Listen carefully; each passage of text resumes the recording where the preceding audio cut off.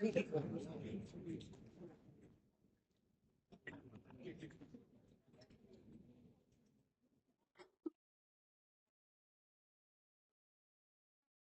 مستعجل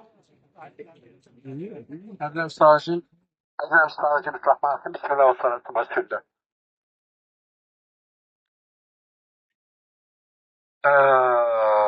On a parlé de l'intention. On a parlé de l'intention, les intentions avec lesquelles on vient.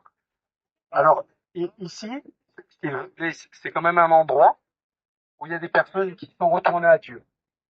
C'est un endroit où l'oncle du prophète, sallallahu alayhi wa sallam, de qui il prenait l'intercession, de son vivant, il est retourné à Dieu. Donc il y a un minimum de adab par rapport à cet endroit-là. C'est pas un endroit où c'est un endroit où le prophète sallallahu alayhi wa sallam il a saigné. C'est un endroit où le prophète sallallahu alayhi wa sallam il a souffert. C'est un endroit qui est pour nous un endroit également qui sera pour nous une blessure jusqu'à la fin des temps. Donc s'il vous plaît, quand on effectue ce genre de visite, ce sont des visites pour qu'on se rapproche du bien-aimé. C'est pas des visites pour passer le temps. Ce sont vraiment des visites pour qu'on continue à augmenter notre amour à l'égard du prophète sallallahu alayhi wa sallam. Je préfère le dire maintenant, comme ça, Inch'Allah, on renouvelle, Inch'Allah, nos intentions. Alors ici, c'est là où a eu la bataille de Uhud. En face, vous avez le mont Uhud. Et ici, on est là, où se tenait le prophète sallallahu alayhi wa sallam. Le prophète sallallahu alayhi wa sallam, il était ici. Là où vous êtes, c'est là où il se tenait. C'est là où se tenaient également les 70 archers. Avant cela, qu'est-ce qui s'est passé? Il y a eu la bataille de Badr. Donc, les Quraysh voulaient reprendre leur revanche. Ils ont réuni plusieurs tribus, plus de 3000 personnes. À l'époque, c'est conséquent. À l'époque, c'est une grande puissance. 3000 personnes, c'est énorme. Le prophète sallallahu alayhi wa sallam, il a eu vent. Il a eu vent de cette attaque, donc il s'est préparé également. Le prophète sallallahu alayhi wa sallam, il avait fait un songe. Et on sait que le songe des prophètes est véridique. Dans le songe, il avait vu qu'une vache était égorgée. Il avait vu également que son épée allait être ébréchée. Et il avait vu également qu'il mettait sa main dans une cuirasse. Il l'avait interprété comme il était préférable pour eux de rester à l'intérieur de Médine. Mais première chose qui est très intéressante pour nous, c'est que le prophète sallallahu alayhi wa sallam a réuni un certain nombre de compagnons pour faire la concertation. Shura. Et eux, ils ont émis un avis contraire. Et le prophète sallallahu alayhi wa sallam qui a vu une vision, finalement, il a suivi les autres. Au moins, ils ont vu qu'ils ont insisté auprès du prophète sallallahu alayhi wa sallam, et ils sont revenus pour suivre l'avis finalement du prophète. Comme il avait mis son armure, il leur a dit la parole qui est ensuite restée dans l'histoire, c'est qu'il n'initiait pas à un prophète de retirer son armure une fois qu'il l'a portée. Donc il fallait qu'il sorte pour venir ici. D'accord. En venant sur la route, les musulmans, ils étaient 1000. Allez, au début, initialement, ils étaient 1000. Parmi eux, il y avait deux cavaliers. Deux cavaliers. Les autres, ils étaient 3000. Il y avait 200 cavaliers. Déjà, on voit qu'il y a une différence. Une grosse différence. En arrivant sur la route, il y a un tiers à peu près qui se sont retirés. Il restait combien de personnes? 700. 700. Deux cavaliers, les autres 200 et 3000. Le prophète sallallahu alayhi wa sallam, il a positionné ses archers. Et il a positionné ses troupes. Et il leur a fait une recommandation. Il leur a fait une recommandation. C'est de ne pas bouger de cette montagne. Quoi qu'il advienne, ils devaient rester ici. La bataille a commencé. Le prophète sallallahu alayhi wa sallam, avant que la bataille ne commence, il faut savoir que celui qui portait l'étendard, c'était un symbole. Si l'étendard tombait, c'était un signe de victoire pour le... Donc le prophète sallallahu alayhi wa sallam, il a demandé, qui veut porter cet étendard? Et Abu Dujana a dit, quel est son prix? À le tuer l'ennemi sans fléchir. Il a dit, je suis. Il a pris cet étendard. Il a commencé même à faire une petite... des gestes un peu... Le prophète sallallahu alayhi wa sallam a dit que ces gestes étaient autorisés dans ce genre de circonstances. Il a mis un bandeau autour de sa tête et effectivement, pendant la bataille, il n'a pas arrêté. Il n'a pas arrêté. Abu Dujana. Abu Dujana, ce qu'il faut savoir également, c'est que, radiyallahu anhu, il y a eu un moment, il a vu que quelqu'un, dans l'ennemi, pendant la bataille, il excitait les troupes des autres. Donc il s'est dit, il faut que j'abatte cette personne. Mais quand il s'est rapproché d'elle, il a levé son épée et finalement il a réalisé que c'était une femme, c'était Hind. Qu'est-ce qu'il a fait? Il s'est retenu. Regardez l'éducation de ces hommes. Regardez l'éducation. Ça c'est concernant Abu Dujana. Il y a eu également Donc, si Mohammed il l'a rappelé, Washi. Washi, à l'époque, c'était encore un esclave pour gagner sa liberté. On lui a demandé de tuer Hamza. De tuer Hamza. Donc, lui, il était là uniquement pour veiller par rapport à Hamza. Par derrière, il lui a envoyé la lance. Alors que Hamza, quand il est rentré dans la bataille, Hamza, c'était un homme d'une bravoure, d'une force également. Quand il rentrait, tout ce qui était devant lui, il tombait. Mais par derrière, et avec une lance, c'est comme ça qu'ils l'ont. Voilà, comme il l'a dit, si Mohamed, c'est extrêmement important ça. Ces personnes-là se sont sacrifiées pour vous. Elles sont pas mortes. Elles sont vivantes auprès de notre Seigneur. Mais maintenant, ce qu'il faut comprendre, c'est comment moi, je vais donner ma vie également pour Dieu. C'est le verset qu'on a commencé avec lequel je vous ai commencé. Tout doit appartenir à Dieu. Comment je vais sacrifier également tout ce que j'ai pour Dieu? Ali également, on connaît la bravoure de Ali. Ali également, c'était quelqu'un qui, quand il rentrait dans une bataille, ceux qui étaient devant, ils ne résistaient pas. Il y a quelqu'un qui l'a poussé également à un duel. Mais pourquoi je vous parle de tout cela? C'est l'éducation. Parce que nous, ce qu'on doit tirer de cela, c'est une certaine éducation. L'éducation, elle aurait été parfaite, ils n'auraient pas désobéi au prophète sallallahu alayhi wa sallam. Mais il y avait encore quelque chose à l'intérieur de leur poitrine. Et c'est ça qui fait qu'ils ont failli. Sidna Ali, quand il est rentré dans la bataille, qu'est-ce qui s'est passé? En duel avec l'autre.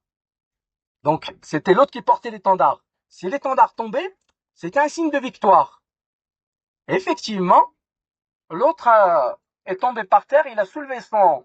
Et puis ensuite, il l'a laissé. C'est surprenant, non? Il aurait dû l'abattre normalement. Pourquoi est-ce qu'il l'a laissé? Pourquoi est-ce qu'il l'a laissé? Il avait peur de le tuer Hein? par orgueil. Il a dit la première fois que la première fois que je voulais te lancer la lance, c'était pour Dieu, mais la deuxième fois, je crois que c'était pour. C'est pas dans cette... C'est pas là. C'est pas là. C'est parce que quand il est tombé, ces parties sont apparues. Sa nudité est apparue. Donc il s'est retourné par pudeur. Dans une bataille. Dans une bataille. Hamdallah, on a parlé de Hamdallah quand on était à Mina. Hamdallah, c'est là où ça s'est passé. Hamdallah, c'était sa première nuit de noces.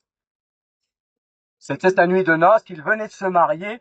Il n'y avait pas eu encore l'appel à sa première nuit de noces, il était avec son épouse. Ensuite, il y a eu l'appel. Quand il y a eu l'appel, il a écouté l'appel, il est sorti de chez lui. Sa première nuit de noces. Et le prophète sallallahu alayhi wa sallam, il a dit, Hamdallah également est retourné à Dieu. Il a vu les anges en train de laver Hamdallah. Ce sont les anges qui étaient en train de laver Hamdallah. Le martyr, il n'est pas lavé. Celui qui est martyr, on le laisse comme il est. Il n'y a pas besoin de le laver. Pourquoi est-ce que les anges sont venus laver Hamdallah? Parce qu'en fait, il était avec son épouse et quand il a écouté l'appel, il n'a pas fait ni les ablutions, ni le Rasoul, il est sorti pour répondre à l'appel de Dieu et du prophète Mohammed sallallahu alayhi wa sallam. Le résultat, il est là. Ce sont les anges qui sont venus le laver. Ce sont les anges qui sont venus le laver. Donc après, c'est ce qu'il a dit, c'est Mohammed également. Donc dans un premier temps, 700 personnes, 3000, 2 cavaliers, 200, ce sont les musulmans qui dans un premier temps avaient le dessus. C'est eux qui ont commencé à gagner. Et les autres commençaient à fuir dans tous les sens. Pourquoi? Parce qu'au début, ils étaient avec le prophète sallallahu alayhi wa sallam. Ils répondaient à l'appel de Dieu. Mais ensuite, quand ils ont vu que les autres ils commençaient à courir dans tous les sens, ceux qui étaient ici se sont dit, attends, nous aussi, il nous faut notre part de butin. Nous aussi, il faut qu'on aille après Dunya. Nous aussi, on veut notre part de Dunya. On veut une part de cette vie. On va descendre pour aller prendre également une part de notre vie. Normal. Eux, ils vont prendre. Nous aussi, il faut qu'on y aille. Et ouais, quand ils ont eu cette part de cette vie qui s'est manifestée à l'intérieur de leur poitrine, c'est là où Sayyidina Khalid ibn Walid, il a contourné, voyant que les archers n'étaient plus là, parce que les archers, c'est eux qui empêchaient les cavaliers de pouvoir venir s'en prendre il a pu venir par derrière et prendre en étau les musulmans. Et c'est là qu'ensuite les Quraysh ont commencé à avoir le dessus sur les autres. Le prophète sallallahu alayhi wa sallam, donc il a perdu effectivement, il a été blessé. Il a été blessé durant cette bataille. Il a saigné ici, alors s'il vous plaît, c'est pour ça, moi, ça me fait mal au cœur de voir des personnes qui, ici, le prophète, il a saigné, c'est pas là où je vais. Non, il y a un minimum de. Le prophète, ici, il a saigné. Effectivement, son casque lui est rentré dans le. Mais ce qu'il n'a pas dit, c'est Mohammed, comment on lui a retiré la partie de fer qui est rentrée dans sa peau? Comment? Un compagnon qui est venu avec ses dents, et il a cassé ses dents, et il cassait ses dents. Et malgré ça, même si ses dents, vous savez la douleur de dents, hein? Vous avez tous connu une douleur de dents. Ah ouais, il casse sa dent, et il continue, et il casse sa dent, et il continue jusqu'à ce qu'il a retiré le morceau de fer. Mais qu'est-ce qu'il lui a dit le prophète sallallahu alayhi wa sallam? Son sang s'est mélangé avec le sang du prophète sallallahu alayhi wa sallam. Donc le sang de cette personne-là, forcément, il sera avec le prophète sallallahu alayhi wa sallam au paradis. Il y a une personne également, quand il a écouté que la bataille, que le prophète sallallahu alayhi wa sallam, il y a Shaitan qui a commencé à crier que Mohammed a été tué. Donc c'est là où ça a été la déstabilisation. Parmi les principaux compagnons, ça y est, là il a commencé à avoir, il y a Anas ibn Nadab. Lui, qu'est-ce qu'il a dit? Lui, il est rentré dans la bataille. Et il a dit, si Mohammed est tué, Dieu, lui, il est éternel. Et il est rentré. Et il est rentré, vous savez combien est-ce qu'il a eu de coups? Plus de 70 coups. Sa sœur, pour pouvoir savoir qui était ce compagnon-là, pour l'enterrer, sa sœur n'a pu le reconnaître qu'à travers la bague qu'il portait. Par l'alliance. Sinon... Mais voilà, ce sont des personnes qui sont venues pour... Je pense qu'on a fait un peu le tour de... Ce qu'il faut comprendre maintenant, c'est que celui qui va mettre la sunna devant lui, celui qui va obéir à Dieu et à son prophète sallallahu alayhi wa sallam, je vous assure, il aura toujours le soutien de Dieu. Il aura la victoire de Dieu, quelle que soit l'affaire qu'il entreprend.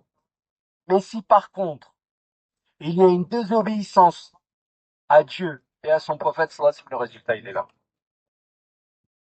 Le résultat il est immédiat. La dernière chose, c'est que donc les compagnons, en fait, ils ont été enterrés ici. À l'origine, ils n'étaient pas là-bas. Ils étaient dans le bas, là, dans le creux. Mais quand il y avait des fortes pluies, il y avait en fait, la pluie emmenait la terre. 80 années plus tard, comme il y avait une forte pluie, ils sont venus et les corps sont revenus en surface. Et Hamza, lui, donc il avait sa blessure, on lui avait mis sa main sur sa blessure pour que ça arrête de saigner. 80 années plus tard, quand ils sont venus et qu'ils ont porté le corps et que la main a bougé, le sang a continué à couler.